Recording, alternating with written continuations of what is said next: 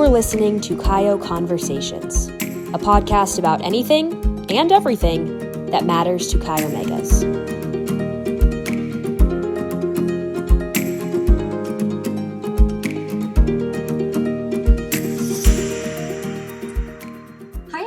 Welcome to another episode of our podcast. Thank you for joining us. I'm Leslie Herington, CEO for Chi Omega, and we are joined today by Gena Runnion, Chi Omega's National Ritual Officer, or SM, and an initiate of Psi Chapter at the University of Arkansas.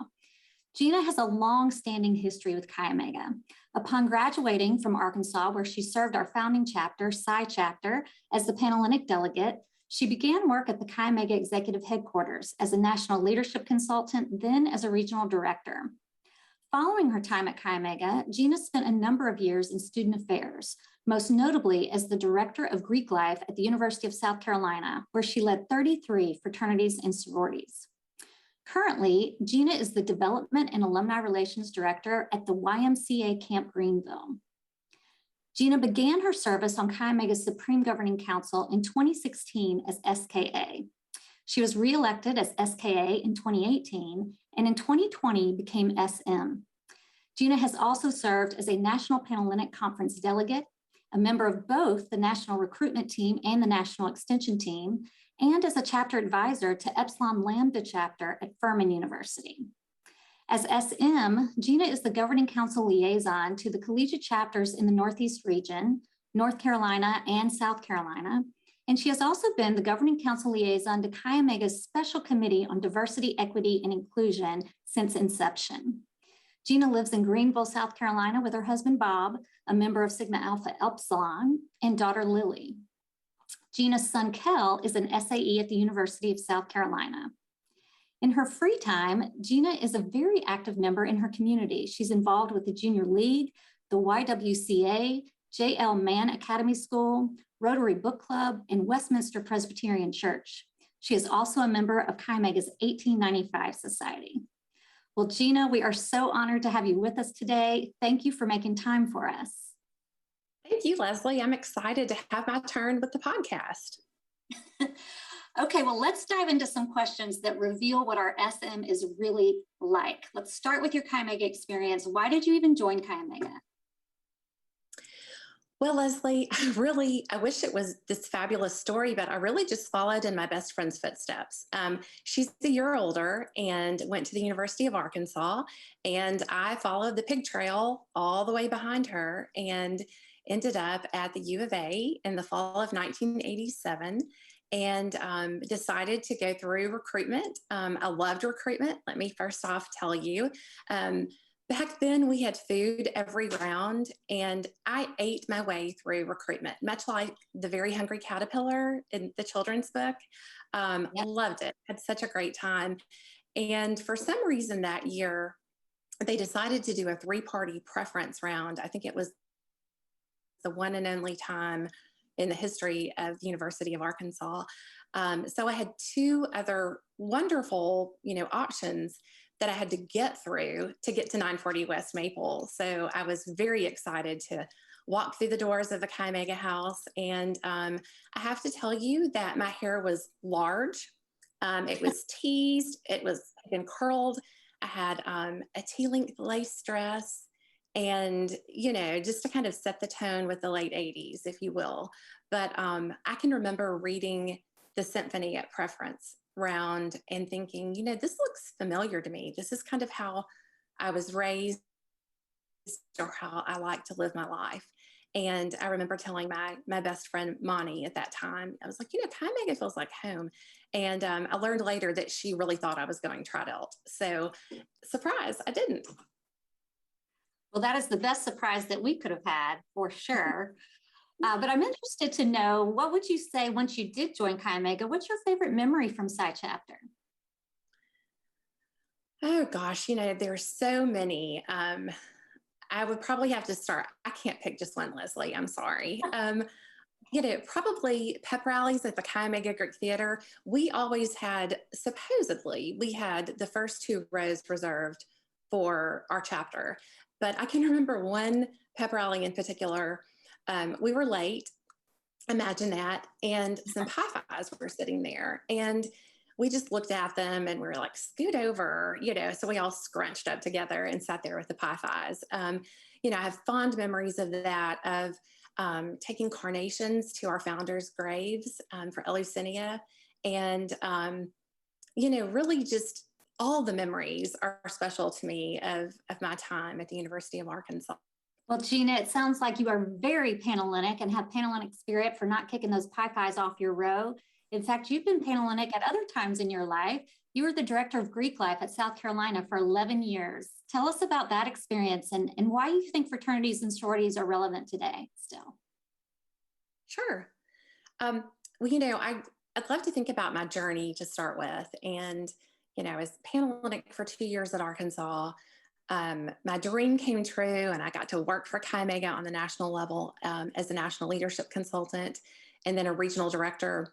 And at that time, I thought, I think I want to actually work with collegians professionally. So went back to Arkansas to obtain my master's of higher education administration and landed at the University of South Carolina.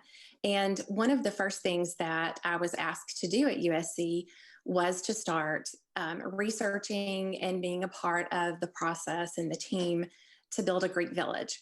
So that was really exciting for me to be a part of that. And, to go from a staff of 2 to a staff of 24 and 20 beautiful homes in the Greek village by the time I left. And it's so interesting because my son Kel actually lived in one of those houses this past year. And it's just surreal to think about him playing on the lion statues in front of the SAE house to living in the house. And it's kind of amazing. But I'm really proud of the students that I worked with during that time. It was challenging, but it was also full of so many rewards.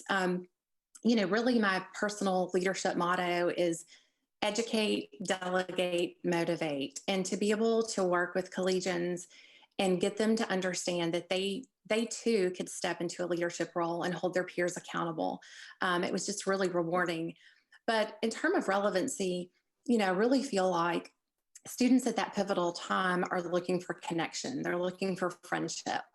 A college campus can be a very scary place for a lot of people.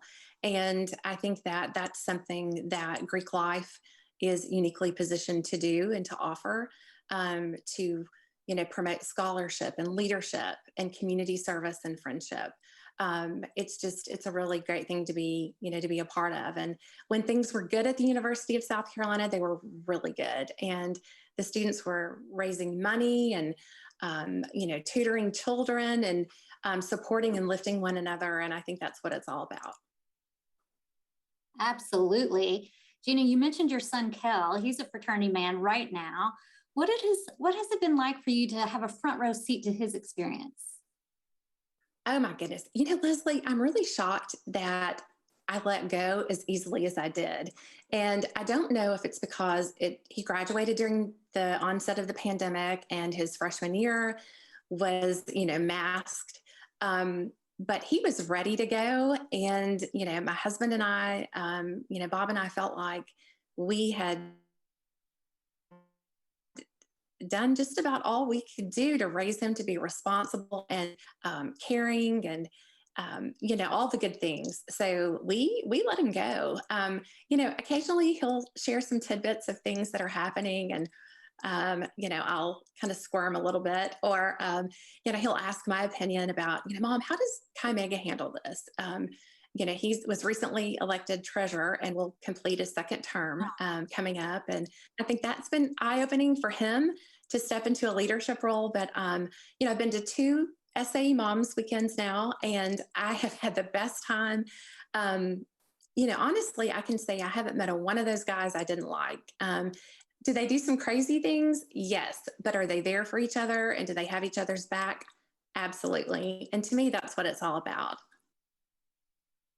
Having each other's back. Couldn't be more right.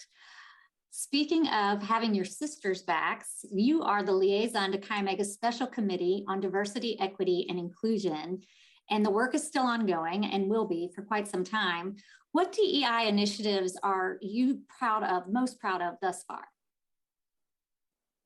Well, first off, I'm just incredibly proud of the way we went about offering this opportunity for our sisters to serve on Diversity, Equity, and Inclusion Committee. So proud of that team that we put together back in, 2020. It seems like the group of people who came together, the collegians, the alumni, our special friends to Chi Omega who helped with that process. It's just really one of the proudest opportunities I've had in Chi Omega, and to be associated with that group means a lot to me. But in terms of what I'm really proud of the increased pathways that we have developed for women to express, interest or ask for an introduction to Chi Omega. The way that we have allowed them to basically give us their resumes through our website, through that portal. I think that that's so important because, there are rural areas of our country. There are areas where we don't have alumni. And for women to say, I'd really like to be introduced to the Chi Omega chapter at XYZ University, I think it means a lot. And I'm glad to see that we've had some of those women pledge, and I'm hoping to see, much more of that in the future. I'm also really proud of the $500,000 gift from the fraternity to endow the Helping Hands Fund. As we all know, it is so challenging for collegians when they are faced with financial hardship. I mean, the cost of higher education in general is just astronomical and continues to rise, as does everything else at this point. But for our sisters who really want to remain members of Chi Omega and just are not able to financially, I think it's so important that we have those resources for them. So I'm super proud of that. I'm also equally as proud of the stories I've heard from individual chapters and what they've been able to do to get creative and ask even their own sisters in the chapter or alumni to come together and try to support sisters and keep them in the chapter. And what's amazing to me is what comes back to us and those women telling us, one day when I can pay it forward, I will remember this and I will pay it forward. And I think that's just so heartwarming. And, I'm just so proud of the work that we've done with DEI. And we have a long way to go. But I think if we continue to think outside the box and continue to engage individuals who are passionate about DEI work, I think we'll get there. I do too. I think it's really inspiring. Every time I hear you talk about our DEI work, I hear common things. It's like connection, introduction, welcome, access, and I think that we are trying to put systems in place where we do better on all of those fronts. So thank you for being a part of that. You have been a part of it. Yeah. You have been right there with me, sister. Yes. I was at the table with you, and it's been a lot of work, and it is good work. We're going to keep doing it. Absolutely. And you've been involved with Chi Omega since not 1895, but 1987. How else have you seen Chi Omega evolve over time? Well, I already touched on recruitment. Again, I loved recruitment at the University of Arkansas back in the day. But, it was frivolous. There were skits every round. The amount of money chapters were spending on food and drink and huge floral arrangements, it's not necessary. So I'm really glad to see the changes that we've made with recruitment and really trying to help chapters express their authenticity and to really showcase how their chapter is unique. So I'm really glad to see what has happened with recruitment through the years. Now, I think a little snack every now and then doesn't hurt anybody. But, certainly recruitment has changed. In technology, even just a few decades ago, we could have never predicted that the CEO of Chi Omega would be sitting down with a member of the governing council and having this type of conversation that we could just push out in all various forms of social media. So the opportunities that we have with technology, I think, are just tremendous. And, I learn a lot every day, and we have a long way to go there as well, but just really, proud to see where we're going from that perspective. Me too. And there are so many leaders in Chi Omega. Which Chi Omega mentor has had the greatest impact on you throughout the years, would you say? Oh my goodness. Okay, I do have one, Uh-huh. but I would be remiss if I didn't go back to the SHs who were present during my formative years with Chi Omega. Rosalind Dabbs, Melanie Shane, Marianne Frigé, they were all SH, either when I was in the chapter, the later years of being in the chapter, or when I first went to work for Chi Omega. And they were so supportive of me. I'm going to focus on those three just for a minute, but they were so supportive and just, with a young curly haired, girl from Arkansas and, teaching me valuable lessons and how to interact with, women who were much older than I and, from different parts of the country. And I just really value their advice and that experience. So I guess I'll always look to them as, Chi Omega queens, if you will. But Leslie, if I had to choose one person, I would choose Lynn Harris. She was the boss of me for 4 years. And some days I'm still not sure that Lynn isn't the boss of me. No, I'm just teasing. She's just such a remarkable person. And, I think I was 21 and a half when I graduated college. Lynn was just so reassuring and supportive and instructional with me as a young professional. And I learned some just wonderful life lessons from her. There was a group of 6 of us who actually helped move the headquarters from Cincinnati to Memphis. And we still keep in touch and try to get together every few years. But Lynn is really the glue that kind of holds all of us together. And so if I had to choose one person, it would be Lynn Harris. Well, it sounds like it's hard to choose at all. My goodness, lots of mentors that you have. How do you think 2022 Gena would be different without all the time and experience you've had with Chi Omega? What would your life look like right now without us? Well, I think my life would be boring. I think I would still be involved in the community. I could see that I would still do those things because that's something that's intrinsic to who I am. But I certainly would not have the friendships that I have or as much laughter as I've had. I don't know. It's hard to imagine because I just, from 1987 on, I just never stopped.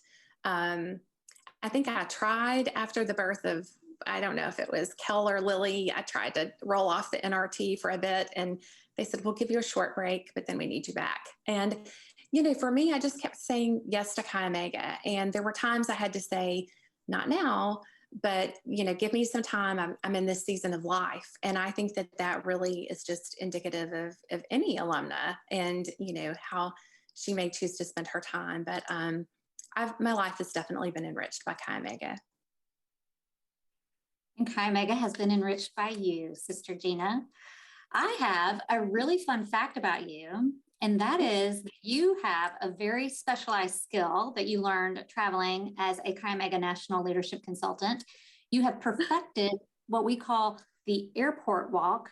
Tell our podcasters what the airport walk is and why it is so very important. Well, Leslie, you've seen my airport walk, and I have reason to believe that you yourself have done the airport walk. But really, I coined the airport walk back in my early days as a national leadership consultant when I spent a lot of time at airports without cell phones, not much entertainment, maybe Cosmopolitan or Vogue magazine, but we traveled back then with these large boxes and we called them Ox boxes. I don't know why, maybe that was the brand, but we had huge red notebooks that went inside these boxes. And that was how we were able to get information to our chapter leaders. We would literally make copies of it, put it back in the notebook and put it back in the huge Ox box. And we had traveling wheels that would pop out. So I would put my briefcase over my left arm and have my wheels with the Ox box on the right and hold my head high and basically just pretend like the airport was my runway. And I would sashay through the airport with my travel buff hose and my heels and my suit. And that was just, if I wasn't having a great day or just needed a little pick me up, I did the airport walk. And I have taught it to many a national leadership consultant. So you never know when it's going to come in handy. Well, if you aren't feeling confident, you can just fake it with the airport walk, I think. That's right. Gena, what would Chi Omega be surprised to learn about you as in a fun fact or a good story, aside from the airport walk? Oh, wow. Gosh, I guess one maybe fun fact. I turned 50 about 3 years ago, and I came up with a bucket list, if you will, of some things that I might want to accomplish during my 50th year, not necessarily by my 50th birthday. And for some reason, I convinced another Chi Omega sister that she and I should run a half marathon. And Leslie, you yourself have told me that if you run at all during your run walk, you ran. So I ran a half marathon. Now, how much of that did I walk? We won't say, but I did the Disney Wine and Dine half marathon with my Chi Omega sister, Catherine, who is a Mu Beta from Georgia. And we had the best time after we got through it. But kind of a fun fact, I set a high goal for myself. I was not really a runner, and I'm glad I did it. But just maybe a little fun fact in a way I pushed myself that I didn't think I could do. Well, that is true. If there is running at all that takes place inside that session of exercise, that is a run. That is how it's defined. Absolutely. Right? Well, Gena, I love sharing time with you today and hearing all about you and your Chi Omega story. Thank you for being here with us. Thank you, Leslie. I really enjoyed my time with you. All right. Thanks, everyone, for listening today. And stay tuned for more Chi O conversations coming your way. Also, if you have any podcast ideas or notable guests you'd like to hear from in our next broadcast, let us know by emailing us at chiomega@chiomega.com. And as always, keep your eye on Chi Omega's social media channels so that you can be sure to join us next time. Thank you.